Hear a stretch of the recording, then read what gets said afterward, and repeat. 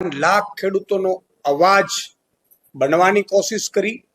એટલું જ નહીં, એપીએમસીઓ ઉપર ભાજપે જ્યારથી કબજો કર્યો પછી ભાજપે નક્કી કર્યું કે ભાઈ આપણે ચારે બાજુથી ખેડૂતોને લૂંટવું છે, એટલે કડદા પ્રથા શરૂ કરી હતી ભાજપે।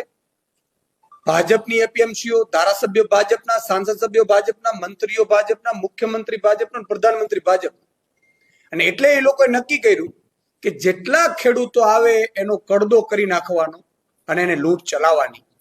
સાહેબ, તમે વિચાર કરો, ખેડૂતો વર્ષોથી આ મામલે અવાજ ઉઠાવવાની કોશિશ કરતા હતા, ભાજપ દબાવી દેતા હતા। જ્યારથી આમ આદમી પાર્ટીના નેતા ભાઈ રાજુભાઈ, પ્રવીણભાઈ અને આખી ટીમે જ્યારે અવાજ ઉઠાવ્યો ત્યારે આખા ગુજરાતમાં કડદા એને બંધ કરવા પડ્યા। ઓફિશિયલી એને લેટર આપવું પડ્યું કે આજથી હવે કડદા કોઈ કરશે નહીં।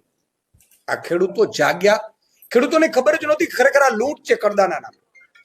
ત્યારે એમને ખબર પડી ને હળદરમાં જે રીતે સમગ્ર આમ આદમી પાર્ટીના નેતાઓ આવવાના હતા, એટલે ખેડૂતો એટલા પ્રેમાળ થઈ અને હળદરમાં ગામમાં પહોંચ્યા ત્યારે ભાજપે ષડયંત્ર રચ્યું, અને કેટલી હદે ષડયંત્ર રચ્યું છે। અંગ્રેજો ટૂંકા પડે, જલિયાવાલા બાગમાં જે રીતે જનરલ ડાયરે ચારે બાજુ ઘેરીને ગોળીબાર કરી હતી, એ જ રીતે ભાજપે હળદર ગામમાં ખેડૂતોને અને હળદર ગામમાં રહેતા નાગરિકોને ઘેરીને ઘરે ઘરે જઈને માતા બેન દીકરીઓને પોલીસે લાઠીઓ મારી, લાઠીઓ વર્ષાવી, પત્રકારોને માર્યા।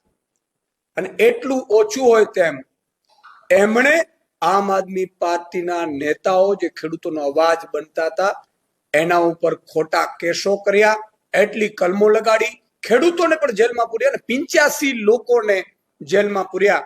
અને આજે 109મા દિવસના જેલવાસ બાદ માનનીય અમારા પ્રવીણભાઈ રામ, રમેશભાઈ મેર, રાજુભાઈ કરપડા અને બીજા પણ વિપુલભાઈ અને સહિતના 7 જેટલા આગેવાન અને ખેડૂતો આજે છૂટા થયા છે।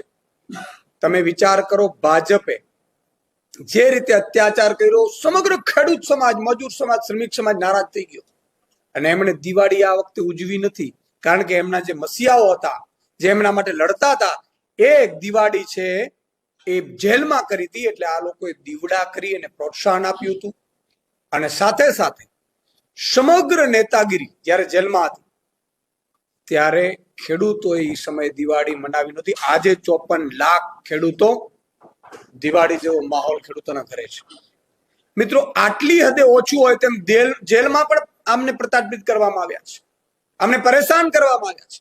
એટલું નહીં, જયારે આજે છૂટવાના હતા, ખરેખર સામાન્ય રીતે બંધારણ એવું કહે છે કે બીડું અપાઈ ગયા પછી 15 થી 20 મિનિટની અંદર કોઈ પણ આરોપી હોય જેલવાસ દરમિયાન જે જેલ ભોગવતા હોય એને તરત 15 થી 20 મિનિટમાં છોડી દેવાના હોય। આ જ ભાજપના મુખ્યમંત્રી અને ગૃહમંત્રીના ઈશારે જેલરે જે કૃત્ય કર્યું છે આજે, એમણે 9:45 વાગે બીડું આપવા છતાં 2 વાગ્યા સુધી આ લોકોને છોડ્યા નહીં, બેસાડી રાખ્યા। શું કામ? તો કે હજી પણ એમને હેરાન કરવામાં આવે, પરેશાન કરવામાં આવે, જેલથી ડરાવવામાં આવે, જેથી કરીને કોઈ ખેડૂતોનો અવાજ ન બને। આ જેલથી નથી ડરવાના, અને આ 54 લાખ ખેડૂતોનો અવાજ દબાવવાની ભાજપે કોશિશ કરી છે। આ લોકોને માત્ર જેલમાં નાખીને ભાજપે શું કર્યું છે કૃત્ય? કોઈ તીર નથી માર્યું।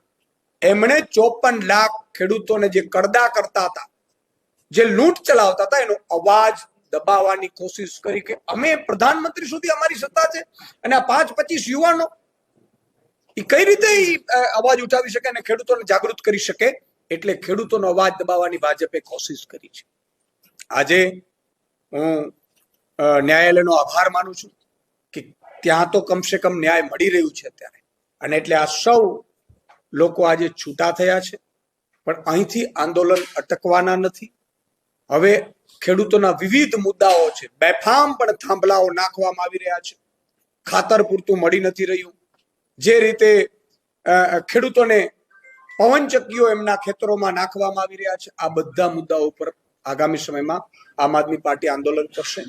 આજે હું ભાઈ શ્રી રમેશભાઈ, ભાઈ શ્રી પ્રવીણભાઈ અને તમામ જે છૂટા થયા છે આજે જેલવાસ દરમિયાનથી, એમને આખા 54 લાખ ખેડૂતો વતી હું એમનો આભાર માનું છું કે અવાજ બન્યા હતા અમારા ખેડૂત સમાજનું। ન માત્ર અમારા તમામ નેતાઓ હતા, રાજુભાઈ હતા, રાજુભાઈ બોરખત્રીયા હતા, પિયુષભાઈ પરમાર હતા, સમગ્ર આખું નેતૃત્વ અમારું જે ખેડૂતોનો અવાજ બન્યો, બધું સૌરાષ્ટ્રના નેતૃત્વને ભાજપે જેલમાં નાખી દીધો. ગુનો શું હતો? તો કે તમે ખેડૂતોનો અવાજ કેમ બનો છો? ચેતરભાઈ વસાવાને જેલમાં નાખી દીધા. ગુનો શું હતો? કે તમે આદિવાસીઓનો અવાજ કેમ બનો છો? પણ ગુજરાતની જનતાને, ખેડૂતોને વિનંતી કરું છું કે આગામી તાલુકા જિલ્લા પંચાયતની ચૂંટણીઓ આવે છે. અમે જેલથી ડરવા નથી. 110 દિવસ રાખ્યા, કદાચ બીજા કેસો કરશો, જેલમાં વયા જશું પાછા. પણ તમે ભૂલથી પણ ભાજપને મત ન આપતા. તમે ભાજપને મત આપ્યું આગે તાલુકા જિલ્લામાં, એટલે એમણે શું કર્યું? કરદાતો કરતા હતા, તમારા ઉપર અત્યાચારો કર્યા, તમારા ઉપર ખોટા કેસો કર્યા. એટલું નહીં, તમારું અવાજ બનતા હતા, નેતા ઉપર કેસો કર્યા. અને તમે જુઓ, 200 મણ મગફળી ટેકાના ભાવે લેતી હતા ભાજપ. જ્યારે ગઈ ચૂંટણીઓમાં તાલુકા જિલ્લા નગરપાલિકાઓમાં ભાજપ જીત્યું, એટલે એમણે 75 મણ કરી નાખ્યું હતું. પછી આમ આદમી પાર્ટી અલ્ટિમેટમ આપ્યું, 125 મણ થયું. મેં એવું સાંભળ્યું છે કે ભાજપના નેતાઓ એવું નક્કી કર્યું છે કે હવે આગામી તાલુકા જિલ્લા પંચાયતમાં જો ચૂંટણીમાં ભાજપને મત મળે, જ્ઞાતિના નામે, જાતિના નામે, કે ધર્મના નામે, કે આપણો મામો ઉભો છે કે કાકો ઉભો છે એના નામે, તો આ લોકોએ નક્કી કર્યું છે કે આગામી સમયમાં ખેડૂતોની મગફળી માત્ર 50 મણ જ ખરીદવાની થશે. એ જ સાથે ભાજપે એક બીજો નિર્ણય પણ અંદરખાને કર્યો છે, મને માહિતી મળી છે સૂત્રો દ્વારા, કે જે સ્માર્ટ સ્કૂલની વાત કરતી હતી, સ્માર્ટ હોસ્પિટલની વાત કરતી હતી, એ જ ભાજપ જો આગામી સમય મહાનગરપાલિકાઓની ચૂંટણીઓમાં જો ભાજપને મત ભૂલથી પડ્યું, તો યાદ રાખજો, બીજા જ દિવસે ભાજપ મહાનગરપાલિકાનું ચૂંટણીનું પરિણામ પૂરું થશે એટલે તરત જ સ્માર્ટ મીટર લગાડશે.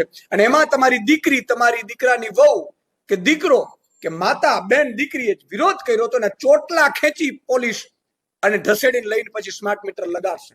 એટલે મહેરબાની કરી અને આ ભાજપને મત આપતા પહેલા 100 વાર વિચારજો. આજે પ્રવીણ રામ, રાજુ કરપડા, પિયુષ પરમાર, રાજુ બોરગતરિયા, રમેશ મેર જેવા કેટલાય લોકો પ્રતાપિત થઈ અને મજબૂતાઈથી તમારી સાથે ઉભા છે.